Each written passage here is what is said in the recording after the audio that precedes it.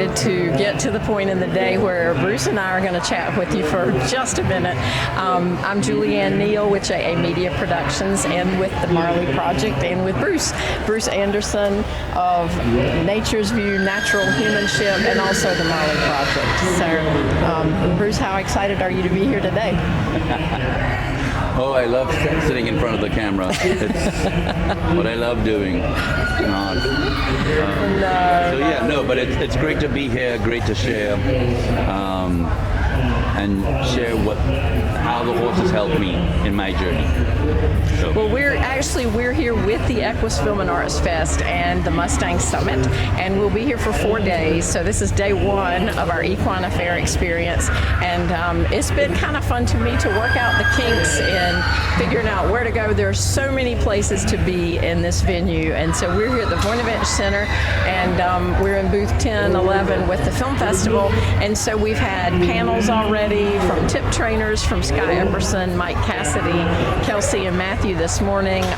Matt Monroe presented already today about the Mustang Champions, his new organization. Lynn Thomas from Horses for Mental Health and Amanda Held from Hooves have already done a presentation. So it's kind of exciting to be following up on a lot of that stuff and to get to talk a little bit now about Bruce and Natural Humanship. So it's fun because today we've kind of outlined how we're gonna present these things. Today we're talking about the actual methods in the system. So Bruce always says, and I'm going to kind of interrupt you every now and then, but mostly this is going to be you talking, just so you know. So we're going to talk about why you say in working with horses, because first of all, explain Natural Humanship and what it is, what it isn't, and why it's important. So basically, in our journey, and this is the journey of me getting back in touch with my authentic self, but also I'm documenting this journey, how the horses have helped me to help myself do this. And this is, for lack of a better word, a system that evolved called Nature's View. And the reason that name evolved, and then you had, for years and years and years, people would call it gentling, blah, blah, blah. But it never felt right. And what finally evolved was Natural Humanship. Because it wasn't about working with horses, or in working with horses, I'm actually working on myself. But I was still, quote unquote, training horses. And then recently, it has now evolved to in working with horses. Because what I've realized is this: I started this journey to help horses survive in the world we've created. And when I realized horses don't have problems, we are the problem. And the world we have created is not the world that the horse was created for, but also not us. We weren't created for this world. So as it slowly evolved, I realized that there were 4 pieces many generations ago that have been altered because of the pressure created by domestication. Because of that alteration of those 4 pieces, I feel that we have not evolved naturally. And the mindset that evolved because of that is our biggest issue. That mindset, which there's nothing wrong with it, but in the world we've created, we have a tendency of overreacting or underreacting to the pressures of moments. And there are a bunch of other factors that come into play there. So what has happened is, because of this, through working with horses, and to me I got this from horses, so why I say I document this is I am just sharing with people the importance of horses, not just in general, but today in society more than ever before, for the simple reason that, well, simple, sunlight, water, the air. If you stop and think about it, we don't even know that those are the 3 things that we literally have to survive. And we know our numbers in alphabet, but we don't even know what the 3 things that we literally have to survive. And then when you talk about it, what's happening to those 3 things in our world right now? We are destroying it because of the culture of people's world, which is to take something that is less and use it to enrich yourself. So not only are we sort of destroying or damaging our environment, physically, or the physical environment, the mental environment. Simple. Where did we play when we were growing up? I played outside. A lot of generations played outside, and guess what was happening? We were, in playing outside in nature, we were building what I call the mental tools, which we are consciously not aware of because society does not perpetuate that. Okay, I want to ask you a question before you go on, because you talk all the time about 4 missing pieces, and then you kind of keep going. So I wanted to say that as we talk in our next couple of days, you're going to go into detail about the 4 missing pieces and what they are, but you just mentioned mental tools. So if somebody doesn't know what you mean about mental tools, what is that? What mental tools are you talking about? Well, I guess a good example is look at people's world. How many people go to a gym? How many people don't go to a gym? But I used to. But why do we go to a gym? We go to a gym to compensate physically, the seen thing. To get physically fitter. Why? Because if we lived in nature's world, we wouldn't have to go to a gym. Because you're walking 3 miles, as we say back home, to go get a bucket of water, carrying 2 kids on your back. So there's no reason to go to the gym. Okay, fine. So we see that angle to work on the seen thing. The unseen thing is this.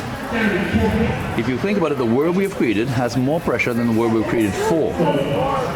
But nobody consciously builds the mind.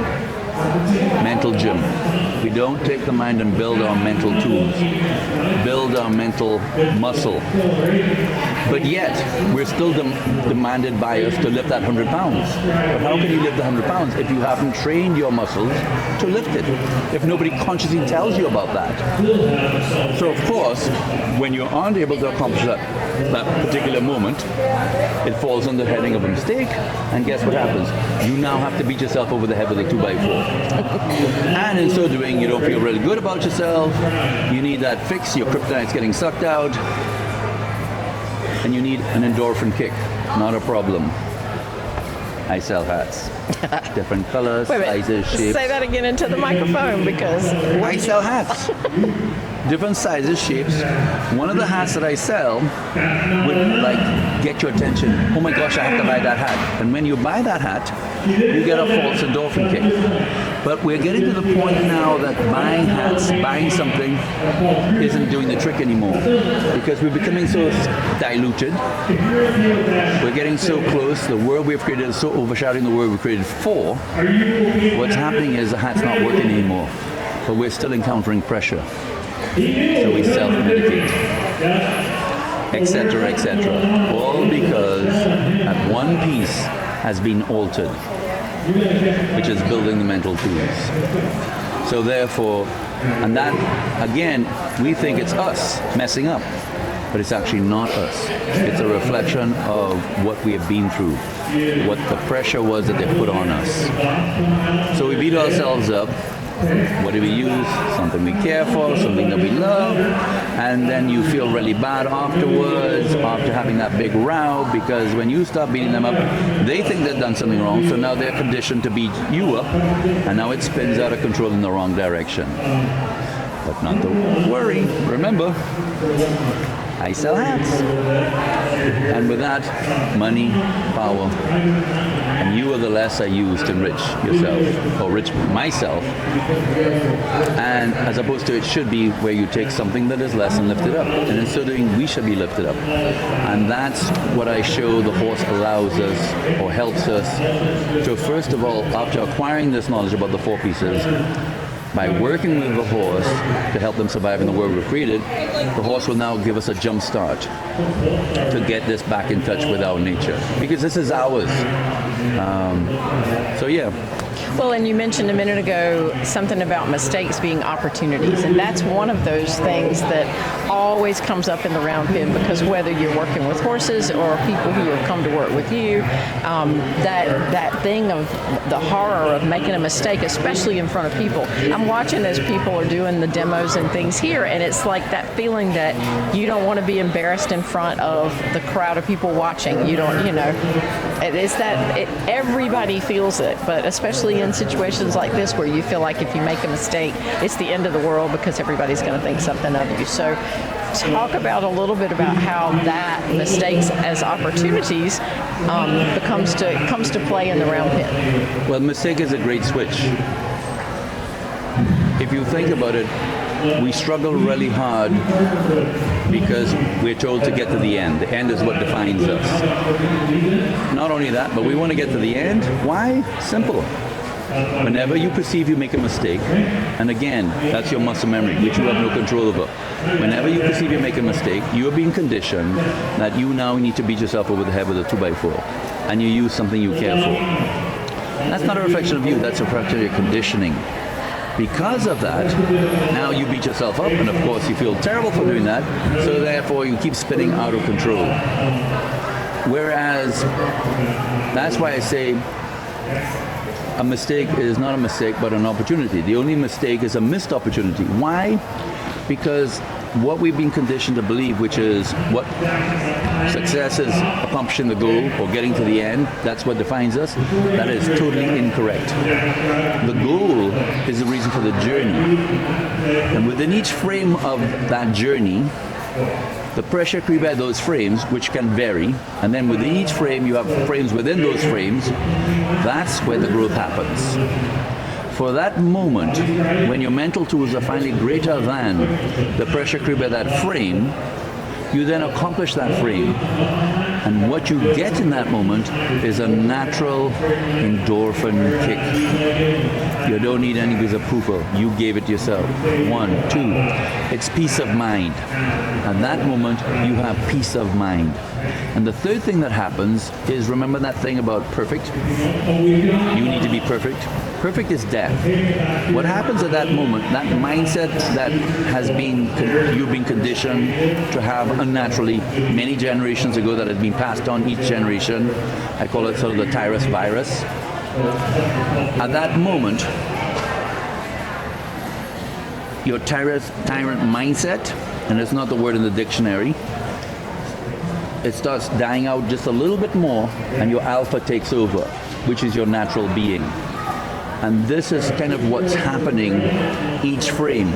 So the goal is just a reason for the frame to build authentic you. Why? I don't know if you should bring this up. I was at a Buck Brenneman clinic not too long ago, and he talked about the word congruent, which is one of the words that has just come up in our vocabulary in this journey. And what was fascinating was he was talking about you need to have the horse to be congruent with your picture, which is absolutely correct. The only problem is, how can the horse be congruent with you, i.e., if you aren't congruent with yourself? And that's the problem. The inside of us, because of this word mistake, isn't congruent with the outside of us. And that's where the unbalance happens. But not to worry. I sell hats. Or whatever. Yeah. So all of that is the theory, part of the theory behind it, and we're going to come back to some of those thoughts in the Friday, Saturday, Sunday times that we're going to talk on camera. But I want to talk a little bit about the fact that we're here in the Mustang Summit area, and so we've just applied for you to become a tip trainer because, I mean, how many horses would you say you've worked with in your life? I don't know. All right, how many? I know all the horses that I've worked with. It's only been one of me. Well, that's an easy one. I know all the horses I worked with. There was only one of me that they had to deal with. Many variations, but only one of me. And so my point is, I guess, you've worked with a lot of horses, and you've worked with all different breeds. You've worked with feral horses. You've worked with Nunki in the Abaco Islands. There have been a lot of different situations, and so this new Mustang experience, you've worked with Mustangs before, obviously, but this tip challenge will be the further, I shouldn't say challenge, but this tip training will be the first time you'll have one from the beginning and work it all the way through. So how do you feel about that? Well, it's sort of interesting. I kind of been around Sky and some of the others, and they all have worked with Mustangs, and how many Mustangs they work with. You hear this one's like, well, I worked with a Mustang so many times, or so many Mustangs I work with. And then I stop myself and I realize, oh, stop. You keep talking about Mustang. Mustang is not a Mustang. That's just a name to represent that horse. It's what's inside. And what's inside is one thing, and one thing only: pressure. And that's the long and the short of it. Now, what's interesting about the Mustang pressure is this. On one hand, it's totally different than a domesticated horse. Now, I'm not saying, not at all, that a domesticated horse is better. Just the opposite. Why? Because a domesticated horse, has been tainted by us. We've passed the virus on to that horse. The beautiful thing about the Mustang, it's pure nature. And I've always felt that the Mustang and soldiers, what do you call it? The veterans. The veterans. Mm-hmm. I've always felt to put the two of them together. Why? Because the pressure created by the Mustang to come into our world, and the veterans, because of our world and the trauma or the pressure created by them, by then taking them through the horse back into nature and recalibrating them, using this method, you're finding that balance. And that's where I feel the Mustang is so important, especially now with mankind and where we are and how diluted we are. Especially, for example, with kids today. And even with me, when I've worked with them, it's amazing how, unlike the domesticated horse, that they take me into cracks of my past, crevices, that the domesticated horse wouldn't have taken me to the point to where it's amazing the healing process. Or, you know, I don't call it therapy. I call it therapeutic. And the reason I call it therapeutic is we don't have problems. We have other people's problems that have created a problem within us. So yes, we have a problem, but it's not ours. So we're all handicapped because of domestication, or specifically the pressure created by domestication. But that's why horses are so important. So when you run a program, don't say to people, please support our program. No, let me show you what the horse has shown me. How in using this system in your program, and it's not a training system, just making people consciously aware of these 4 pieces. By them now participating in your program and supporting your program, they are not supporting your program, but now you show how your program puts them back in touch with their humanity, allowing them to be the most authentic them. And now you're playing a role in breaking the cycle of what tyrant mindset has done to our environment, both mentally and physically. Well, I like that you brought that up, because a lot of times I think people misunderstand, because it's not that you're trying to get somebody to change their system. No. It's a whole new, it's a different mindset, and it's just having a language that's a common language, and it's learning how to differentiate between alpha mindset and tyrant mindset. And so it's like, you know, I see people that are like trainers that think, I'm not going to go to Bruce, or I'm not going to send people to Bruce, or whatever. Well, it's not. You're trying to build them up, in a sense, and to enhance what they're already doing, right? By adding this piece to a clinician's toolbox, or whoever, I don't care what your profession is, golfer, football player, teachers, you name it. I'm not saying to change what you do and how you do. For it's not what you do and how you do, but the pressure created by that. By adding this to the toolbox, it takes what you do to a whole new level.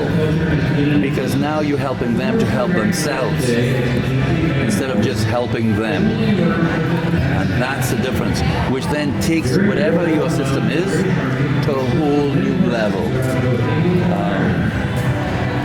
Yeah, and I think that's pretty cool, because the system is used now. I was telling somebody just a little bit ago, a law enforcement officer just walked by, and I was telling him we're certified in the South Carolina Department of Criminal Justice for law enforcement training, because the system and the mindset, there are lessons on communication, lessons on anger management, on body language.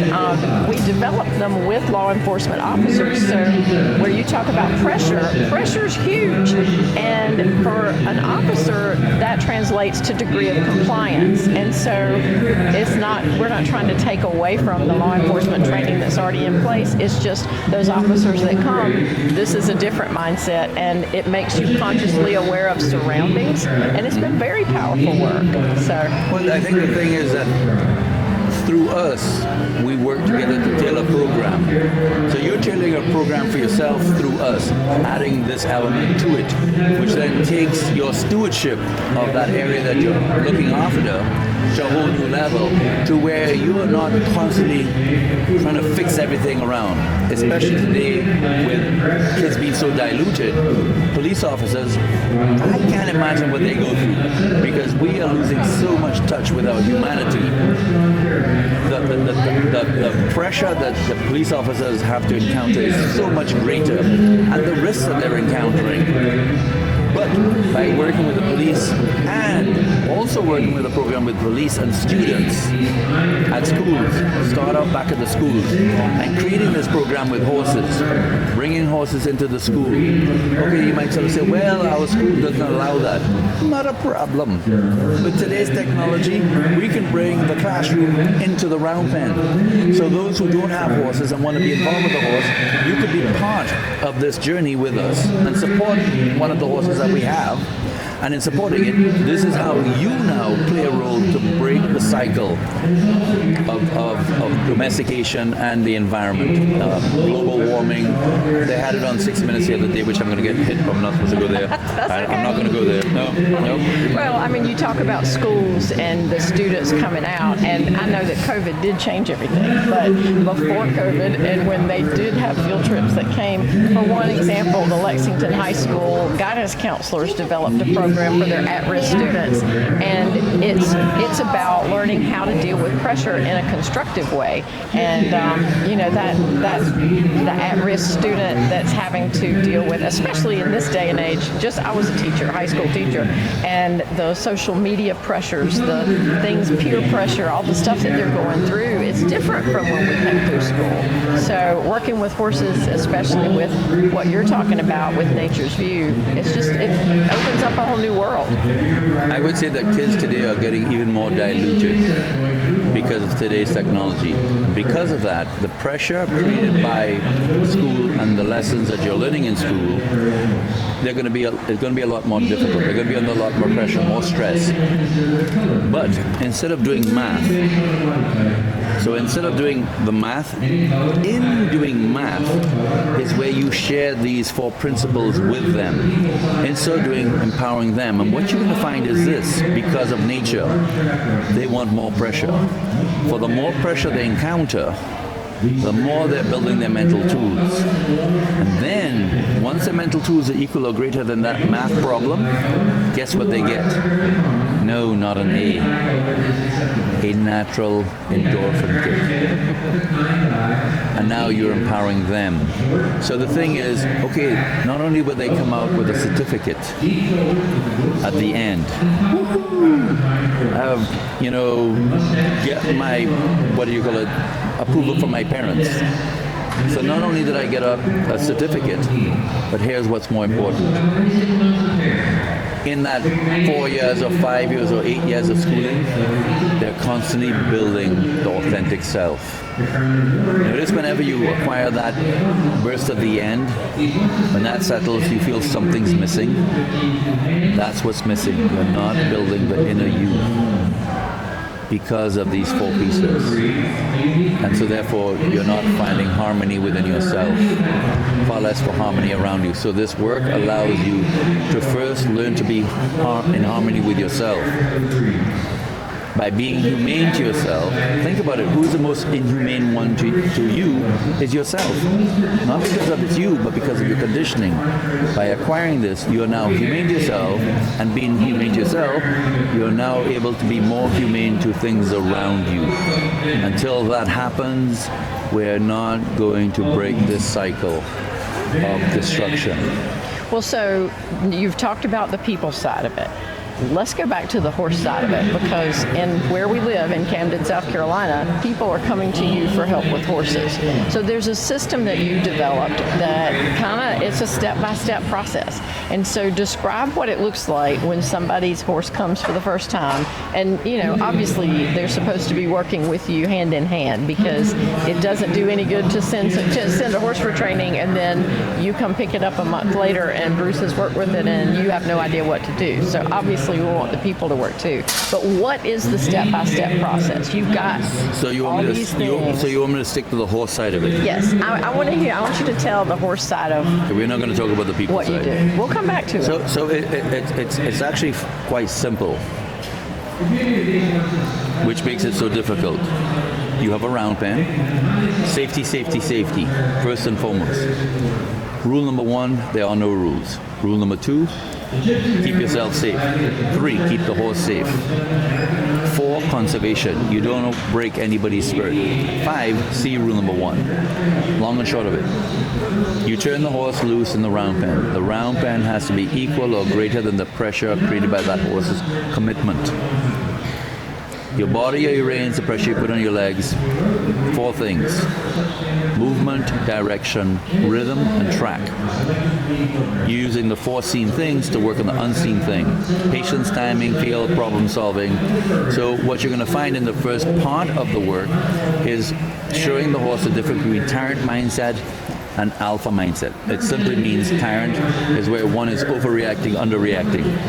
They are not using or not able to do the picture, not the picture, but the frame to create the picture. Alpha mindset is where your mental tools are equal or greater than the pressure created by that moment, and therefore you will become a conduit. When I work with somebody's horse, I do not, and I repeat, I do not want the horse to do the picture. And the picture that I use is have the horse go in a direction, either counter or clockwise, on the rail at a trot. I don't want the horse to do the picture. And people are like, okay, I'm supporting you by giving you money so you can continue this journey of yours and document what you're writing. And I bring my horse to you to train my horse or whatever it is you want to call it, but you don't want my horse to do the picture. How much sense does that make? Simple. First and foremost, when the horse doesn't do the picture, remember he's created for nature's world, not people's world. I see commitment to a mindset that isn't beneficial, which is fantastic. Without that, you have nothing. Mm-hmm. Now, that's where the growth happens. In so doing, in helping the horse to help itself in that moment, the horse is now allowing me to get back in touch with my nature. At that moment, this is one word I just picked up from one of the people I work with, you have to take these 4 gauges, which are the 4 pieces I talk about, each frame, so slow everything down and recalibrate these 4 gauges according to what the horse is telling me. At that moment, the horse will tell me what to do, when to, how to do to get that frame, and then once I recalibrate, I do it, and then the horse falls into place and does the frame. But understand this, he's not doing the frame because of my recalibration. He's doing the frame because of the vibration, the energy created by me doing that. Whereas before I would tell him what to do. That vibration, that energy, I call it red. When I'm letting the horse tell me, it's either going to be blue or green, whatever makes you happy. In doing that is how the horse knows that I'm in control. Think about it. Go into the public. Go hang out with people that you know. And look at when they do red energy and see if you feel really uncomfortable. And it's not what they're doing, but the vibrations, the energy. I feel like Bob Marley here. And that's kind of how it works. One step at a time. And the thing is this, I don't want it to do the picture, so therefore there's no pressure. And then when he doesn't do the picture, I apply the pressure that the horse tells me according to what I believe is acceptable, not acceptable. So that's where we create a relationship. In so doing, all of a sudden, I feel like I'm going to die because he's not doing the picture, so I'm raising the pressure up. And then the second you feel the switch, not through the foot, but the mindset. So a lot of people reward the leg or physical action, something you could see. You miss the moment. You're rewarding the action, not the mindset. Because if you think about it, it's a mindset that controls the actions.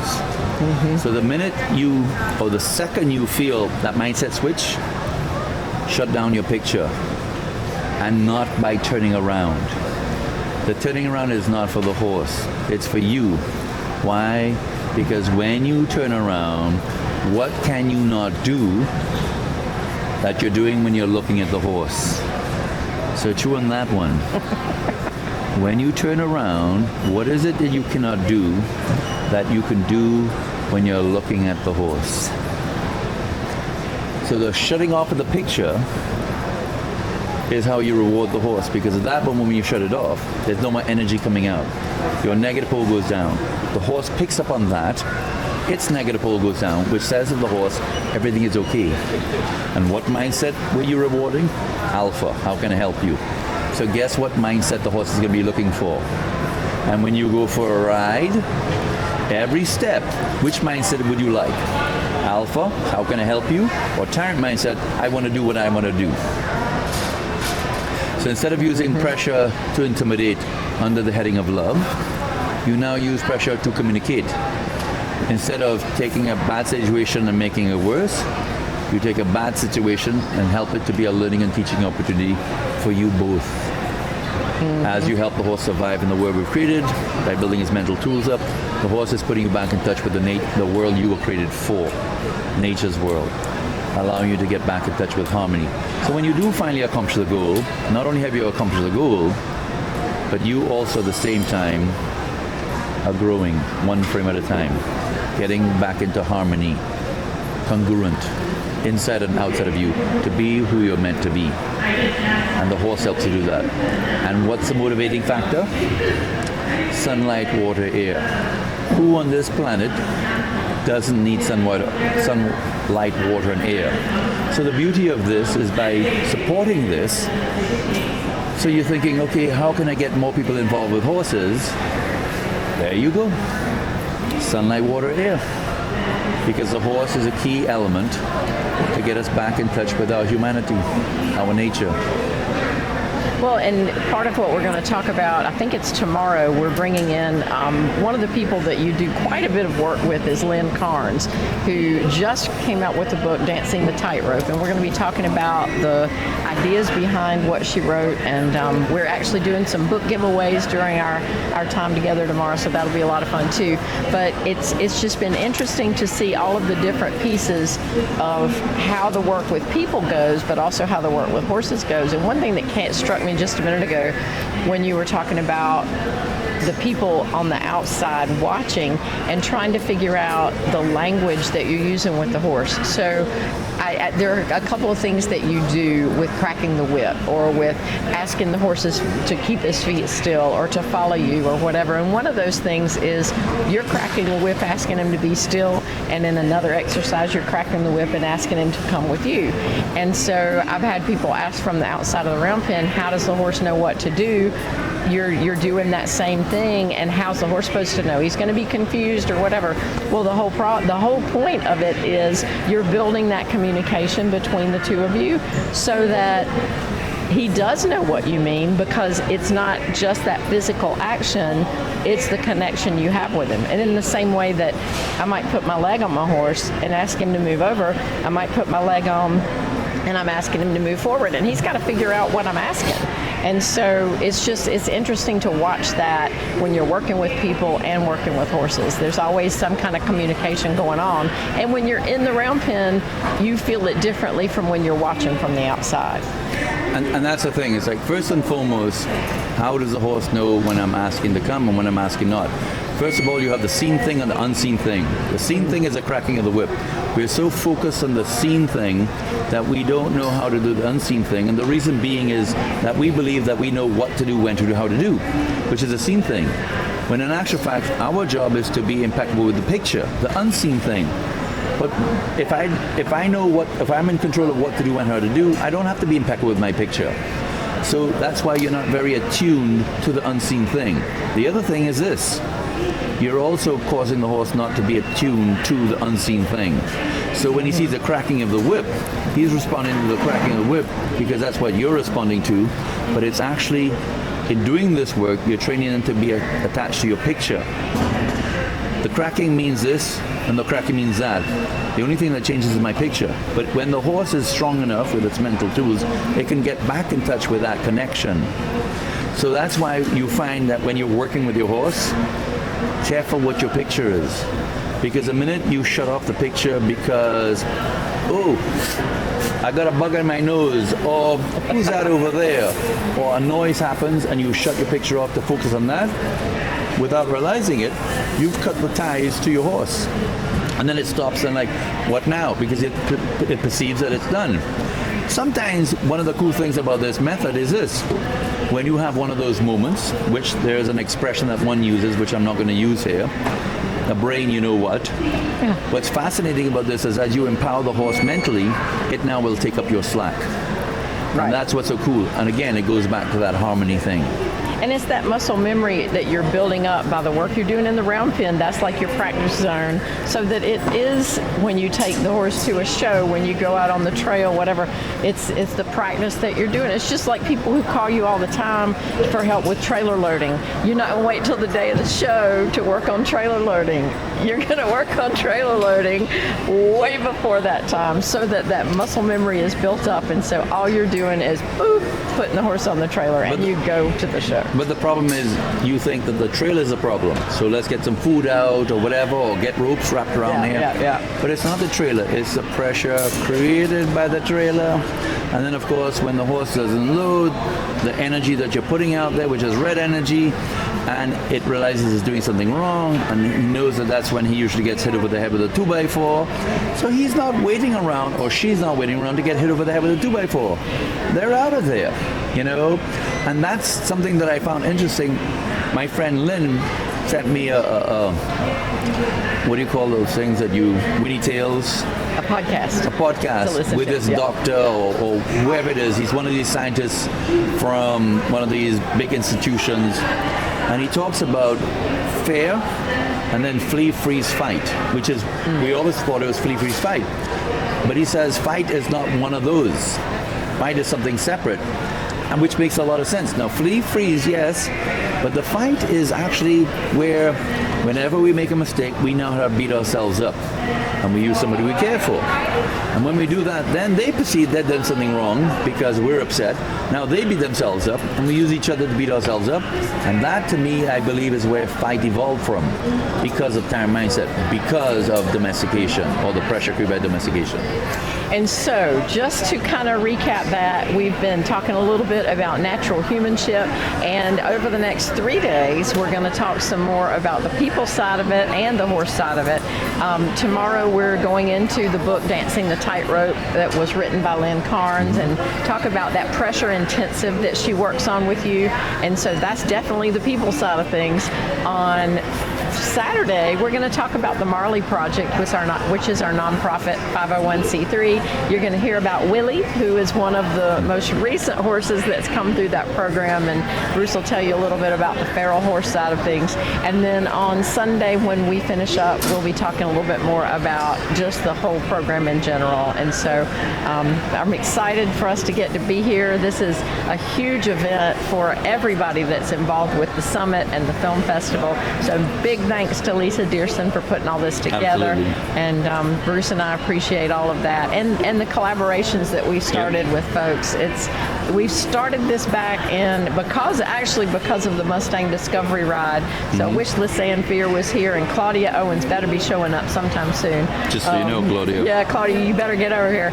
And so this all started with the Mustang Discovery Ride ending in Sacramento, where we had the festival in December, and the relationships that were made for that Mustang Summit have been incredible. And so it's continuing throughout this year with Mustang Summits in different locations. So we hope you'll follow on JAMediaConnections.com.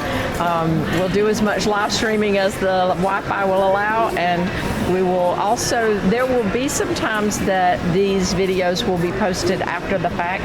So if you're watching the live stream, I think that'd be great. But also you can check back later and see some things. I just want you all to meet Lisa. Just so you know, how many years ago we met? Oh my gosh. Yeah, that many years ago. Long time ago. Long time ago. And it's sort of funny because it's like, I remember one of the award ceremony, I was crying like this baby, and it's like, I could imagine what she's thinking. It's like, oh my God, what have I got involved with?